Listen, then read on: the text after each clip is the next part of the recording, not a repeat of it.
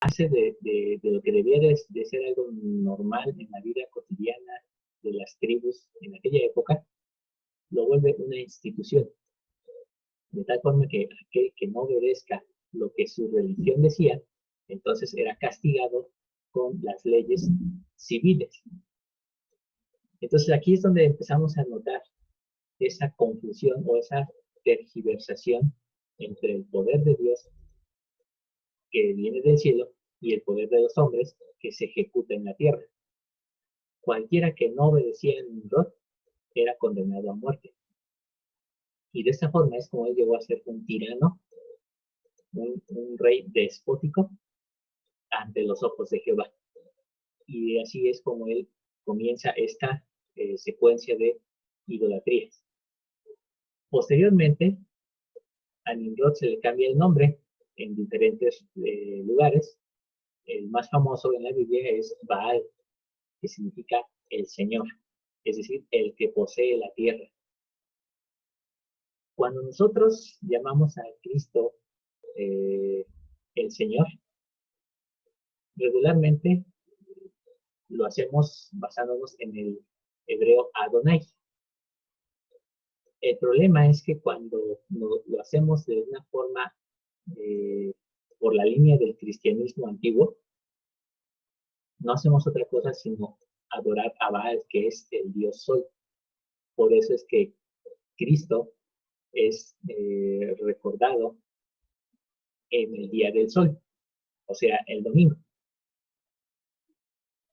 El domingo, que la palabra domingo viene del latín, que es día del Señor, pero en inglés es Sunday, que es el día del sol. Entonces, estamos siguiendo esa misma secuencia, la misma secuencia de adoración a Baal, que se origina en Nimrod. Pero quien se encarga de difundir toda esta creencia es su esposa. Entonces, recuerdan que habíamos hablado de que en tiempos futuros vendría una profanación del templo, donde se sentarían las mujeres a adorar y a llorar a Tamuz, que es el hijo de Nimrod y su esposa Semiramis. Este hijo es precisamente una usurpación del papel de Cristo, en la cual el propio Nimrod se encarna en su hijo. Y esto es la misma cosa que ocurre en el cristianismo tradicional. Dios Padre se desciende y se hace hombre. Y eso es la doctrina de Baal, que Dios mismo, el Padre, se vuelve el Hijo. Entonces, esa es la razón por la cual los judíos no pueden aceptar a Cristo, porque ellos dicen, esto es la doctrina de Baal. Entonces, el anticristo no es judío, el anticristo es cristiano, por la línea más tradicional. Por eso es que en ocasiones anteriores hemos hablado de una falsa trinidad. Y es importante saber qué es la verdadera Trinidad, porque la Trinidad sí existe, aunque la palabra no esté en la Biblia. Hasta aquí no sé si hay alguna pregunta. Muchas. Yo tengo muchas. Yo dije primero. Yo sí tengo muchas preguntas. Entonces, para que podamos, bueno, me gustaría conocer de dónde inició lo de Nimrod, que está en el libro de... ¿Está en la Biblia?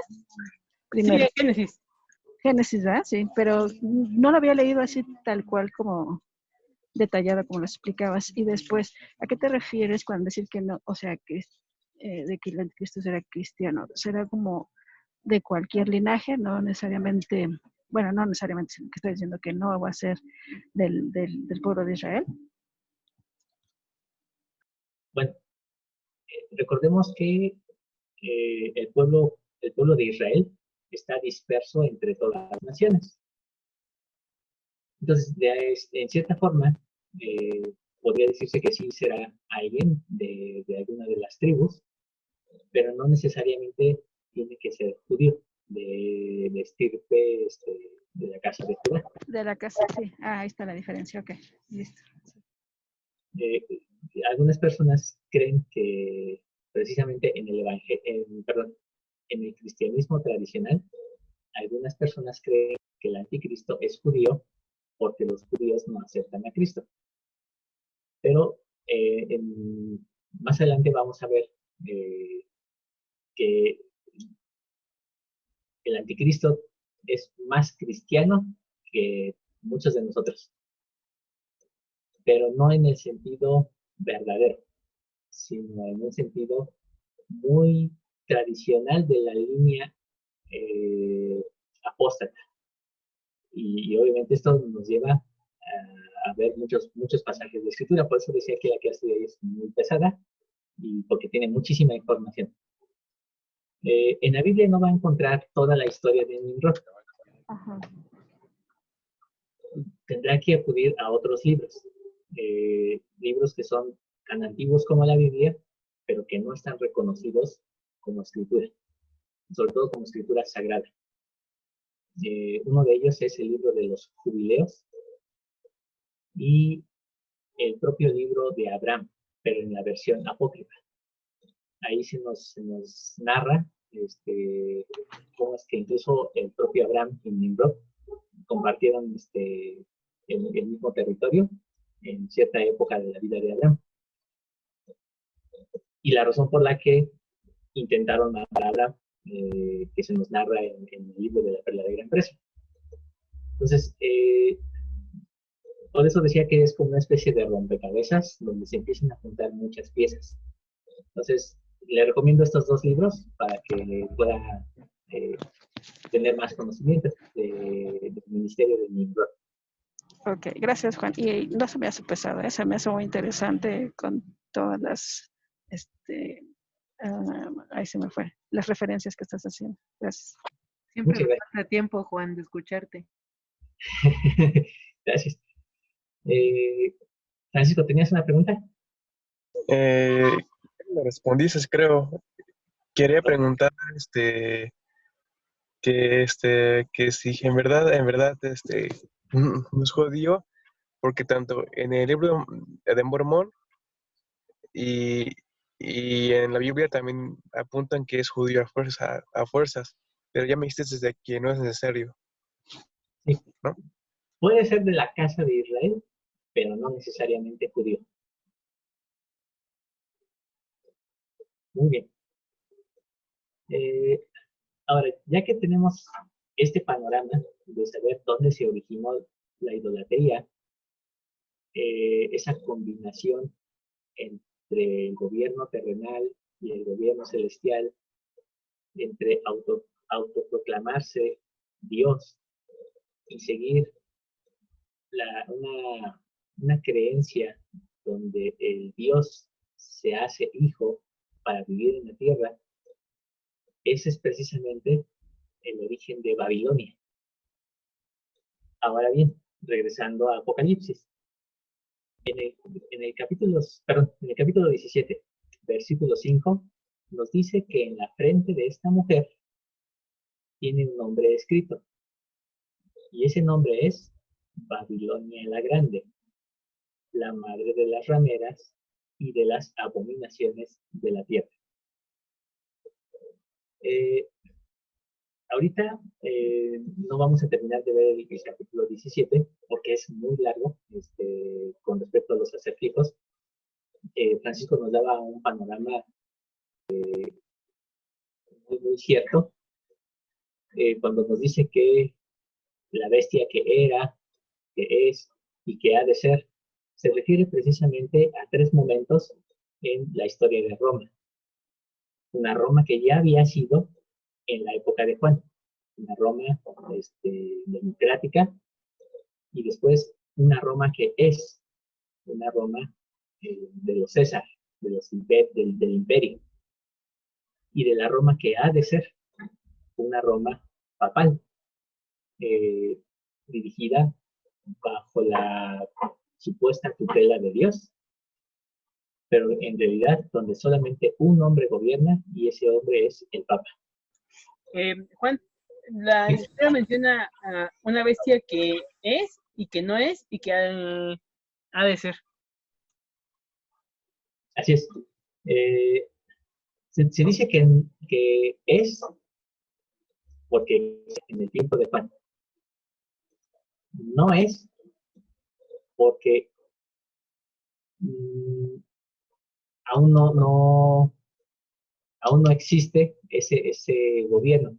Es decir, Juan está viendo un panorama completo de las tres etapas de Roma y entonces él ve una etapa en la que dice es, pero este gobierno de digamos que representa a Babilonia no es, por lo menos no en su tiempo, pero dice que ha de ser. Es decir, que en el futuro este sistema babilónico será implantado en la bestia que es. Entonces, es una especie de acertijo, es la razón por la cual él no menciona a Roma como tal, porque decíamos al principio del curso, Roma destruiría sus textos, entonces él lo pone en un sentido de clave para que las personas puedan descubrirlo en el momento preciso. Entonces, en la época de Juan, no existía este sistema, es decir, no era este sistema babilónico. Sin embargo, la bestia sí era. Eh,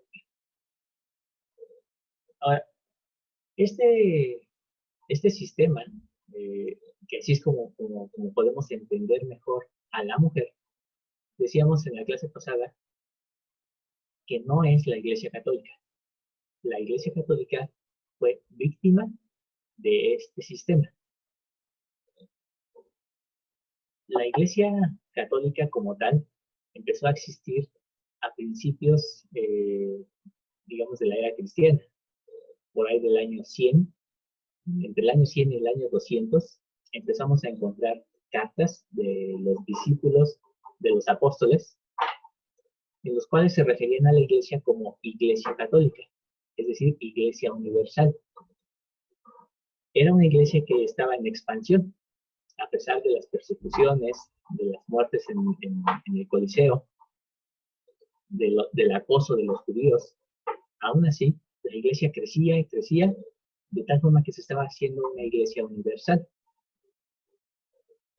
Y en ese sentido ya existía la iglesia católica. El problema fue cuando esa iglesia se hizo institución. Y ahí es donde entró el sistema babilónico. Ese fue el problema. Por eso es que la iglesia católica fue víctima de este sistema. Desafortunadamente, como se mezcló la institución con el cuerpo de Cristo, llegó un momento en que esa división ya no se vislumbra. El problema, ¿se acuerdan que también hemos hablado de ese aspecto con lo que concierne a nuestra iglesia?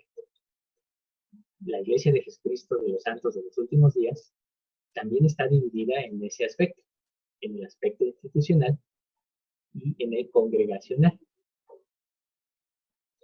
Y debemos, nosotros como santos de los últimos días, debemos de ser muy cuidadosos en saber que la iglesia verdadera es el cuerpo que se congrega, no la institución.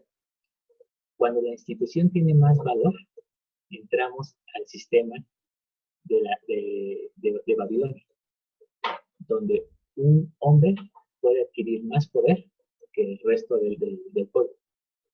Y eso en la doctrina de Cristo no existe, no es posible. Y es ahí donde debemos de ser muy vigilantes, porque ese es precisamente el misterio. Es como lo dijo el presidente Nelson, ¿no? Que él, que no se cerraba, que cerraban los edificios, pero que el Señor había permitido que hubiera una iglesia en cada casa. Sí lo dijo el presidente Nelson, si no me acuerdo. Entonces, ojalá y eso lo tengamos presente en tiempos futuros, porque en el futuro el sistema babilónico se va a implementar en su máximo esplendor. Y es ahí donde vamos a requerir de la fe y la paciencia de los santos. Porque va a llegar un punto en que tendremos a la muerte oliéndonos la nuca a causa del valor institucional que tendrá la religión y en alianza con el poder terrenal que es el Tengo, que va a ejecutarlo. Sí, Francisco. tengo dos preguntas. Ah, ¿Cuál es la diferencia entre institución, congregación y religión? Y luego también la otra es es muy importante. Híjoles, ay, me vale que eso, perdón, es que ya se me olvidó. Ay, vale, que eso. Bueno, no me Son acuerdo. conceptos que efectivamente muchas veces los perdemos de vista. Los usamos tan cotidianamente que pasan desapercibido su impacto en la doctrina. Entonces, religión es una forma de vida.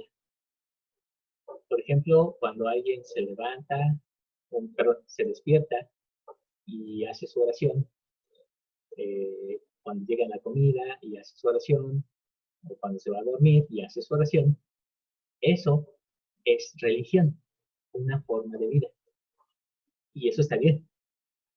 El problema es cuando la institución rige la religión y te dice, tienes que levantarte a hacer tu oración a las 6 de la mañana, que es lo que le pasa a los musulmanes.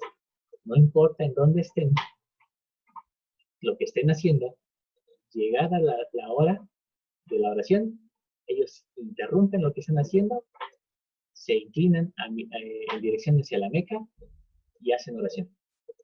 A partir de ese momento, se vuelven víctimas del sistema.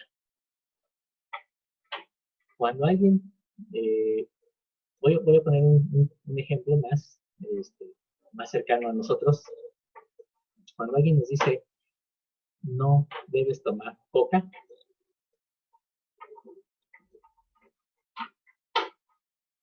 ok, como consejo está bien. Como imposición institucional, no es permitido en la doctrina de Cristo. ¿Por qué? Porque se está violando el principio fundamental de la existencia del hombre, el albedrío. Cuando alguien le quita el albedrío en favor de su salvación, lo único que está haciendo es actuar de la forma en la que Satanás actuó.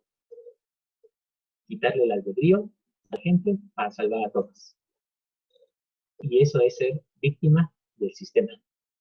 Entonces, eso no se puede permitir.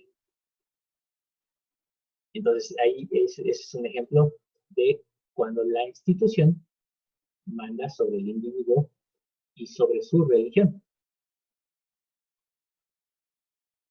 El problema es que a veces nosotros en el lenguaje común decimos, por ejemplo, si alguien nos pregunta, ¿a qué religión perteneces? Generalmente decimos, a la Iglesia de Jesucristo de los Santos de los Últimos Días. La respuesta no es correcta, pero es lo común que esperar escuchar la gente.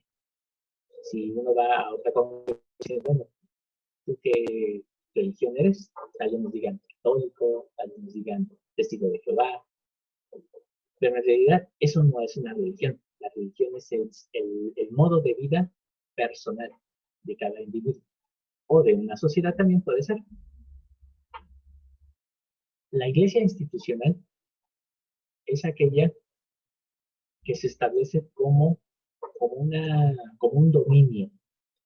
Es decir, si tú entras a determinado edificio, estás entrando a un edificio católico, o estás entrando a un edificio de testigos de Jehová, o a un edificio de mormones, o de santos de los últimos días. Ahí es donde ya se convierte en algo institucional. Ahora, decíamos que Cristo nunca estableció una institución. Él nunca dijo, esta es mi institución iglesia. No, sino cuando él dijo, y sobre esta roca edificaré mi iglesia, se estaba refiriendo a su sus seguidores, a sus discípulos, a esas personas que se congregan. La palabra iglesia significa congregación.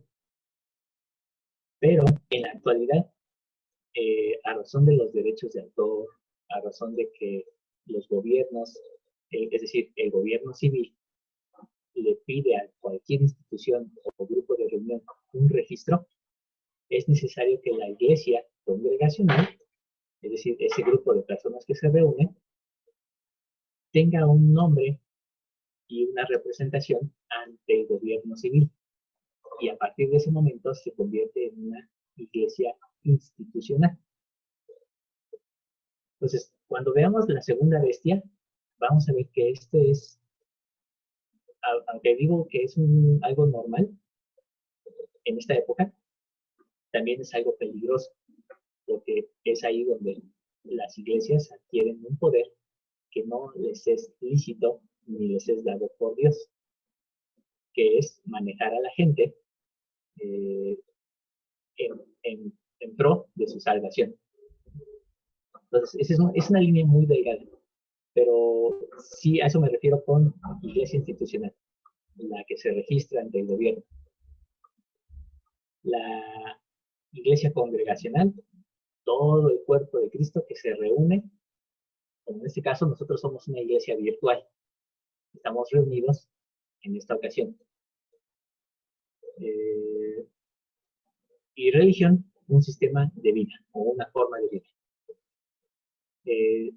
¿Pude contestar las preguntas, Francisco? Eh, Muy bueno, me encantó tu respuesta, estuvo muy buena. Ahora ya me siento feliz. Muchas gracias, Juan. Ok. Bien. Aquí lo importante que hay que entender es que se trata de un sistema babilónico, un sistema de confusión en el que no se sabe ni a dónde vamos ni de dónde venimos en el sentido histórico.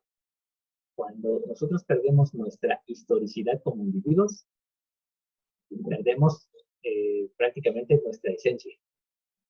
Entonces, ese es el gran problema de nuestro tiempo, que tenemos memoria selectiva y que preferimos olvidar.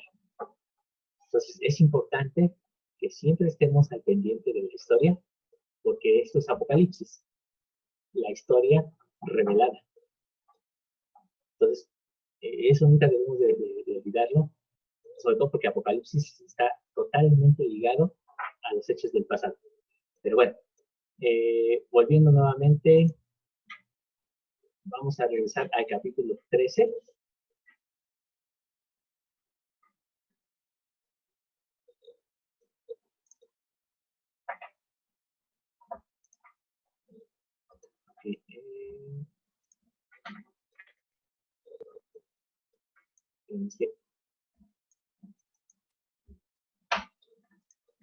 Ahí está. Bien.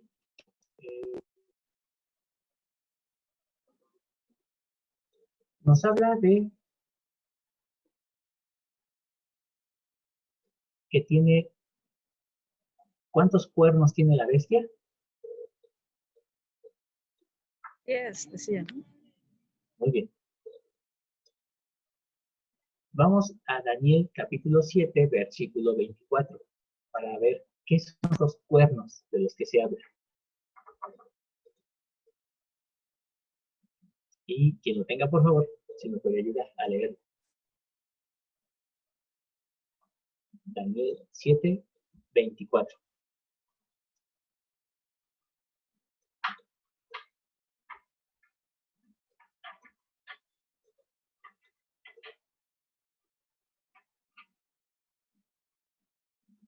Ya lo tengo.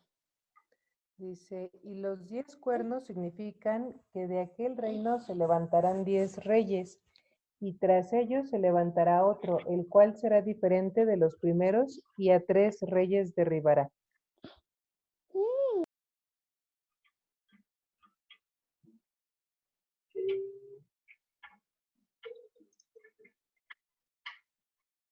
Muy bien. Entonces nos habla de que, bueno, ¿qué son los, decíamos, perdón, que los 10 cuernos son 10 reyes que están en alguna determinada alianza con esta bestia, o sea, con Roma. Ahora, les voy a, bueno, aquí es donde viene la tabla, pero se los voy a decir cuáles son. Son 10 reyes o reinas y son los suevos, que pertenecen a Portugal, visigodos a España, anglosajones a Inglaterra, francos a Francia, germanos a Alemania, burgundios a Suiza, lombardos a Italia. Y faltan 3. Esos 3 son los édulos, los vándalos y los ostrogodos.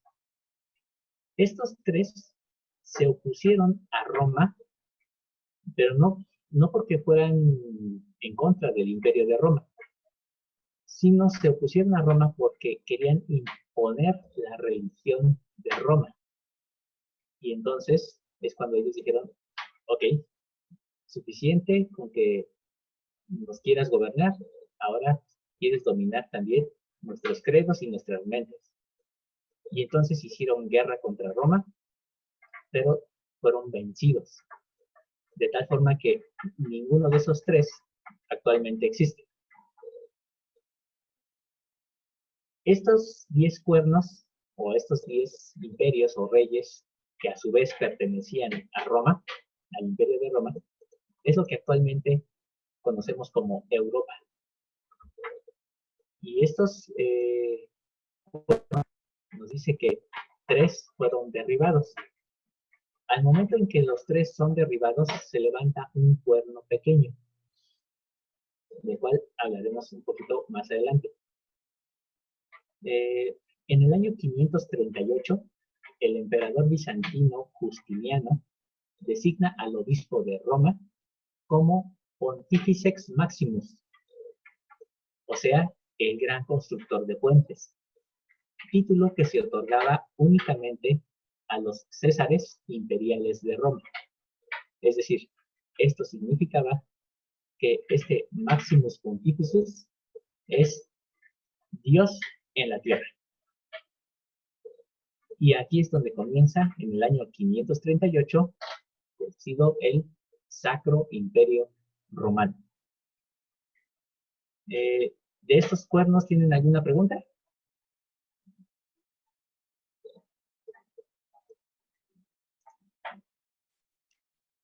Pasamos a las 10 diademas que hay en cada cuerno de estas,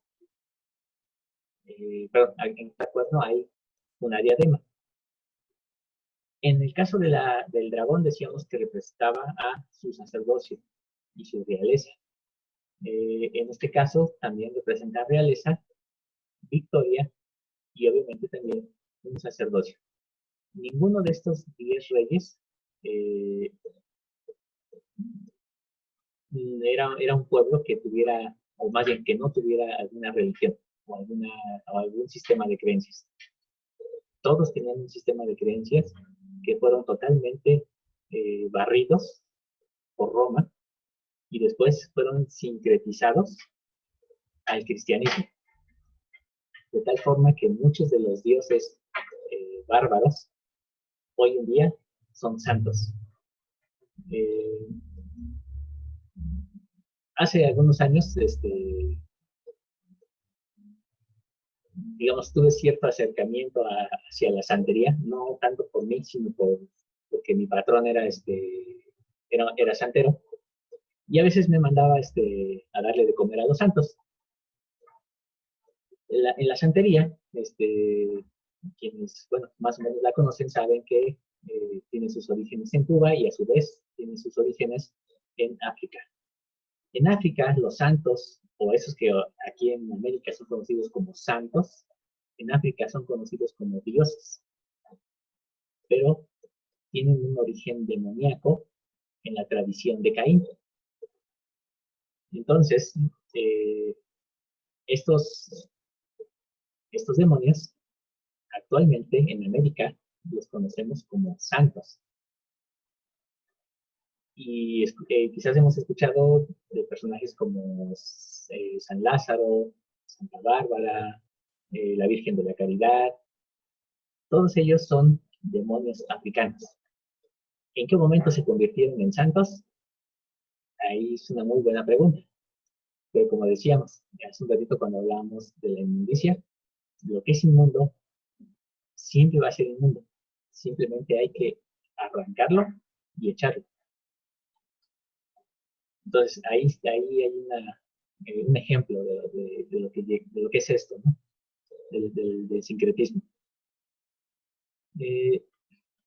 Se nos habla también, ahorita me voy a ir un poquito más rápido, se nos habla de que también tiene un nombre blasfemo.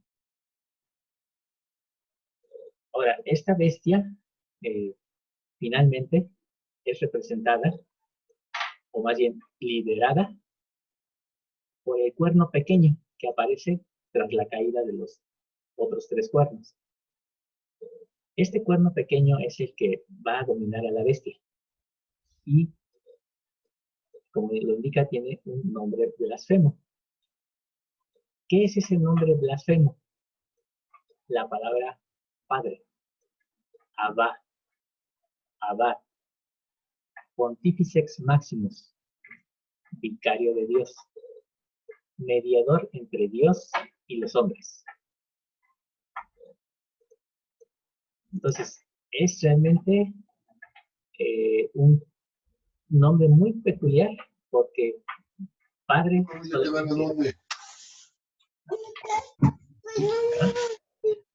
¿Puede quedar en tu casa? Ok. Nos decía nuestro Señor Jesucristo que no llamemos a nadie Padre, sino solamente a Dios. Entonces, ese es donde ya comienza a perfilarse al anticristo. Su nombre es blasfemo, o sus títulos. Recordemos que entre los hebreos el concepto nombre como tal no existe. Todo nombre en realidad es un título que nos da ciertas cualidades. Y estos que acabo de mencionar son algunos de estos títulos que se le dan a este sumo pontífice, y es ni más ni menos que el título que se le da a nuestro Padre Celestial. Pero la cosa no termina ahí. Como decía, en el año 538 comienza este imperio papal, cuando Roma se convierte en el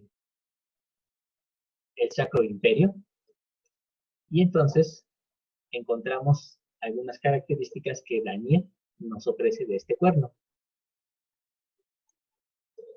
Entre ellos, dice que tiene ojos de hombre, boca de insolencias, dice que tendrá dominio, pero le será quitado, que hizo guerra contra los santos, que habla palabras contra el Altísimo, que oprime y hace guerra a los santos, que intentará cambiar los tiempos y la ley, y que su dominio durará 1260 años.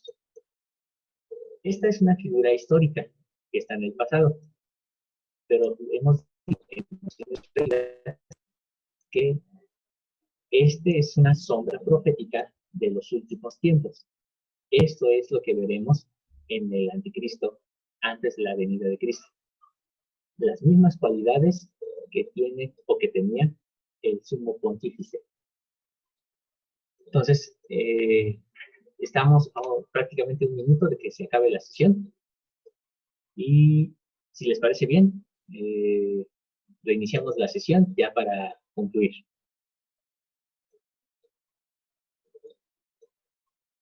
Sabe pues.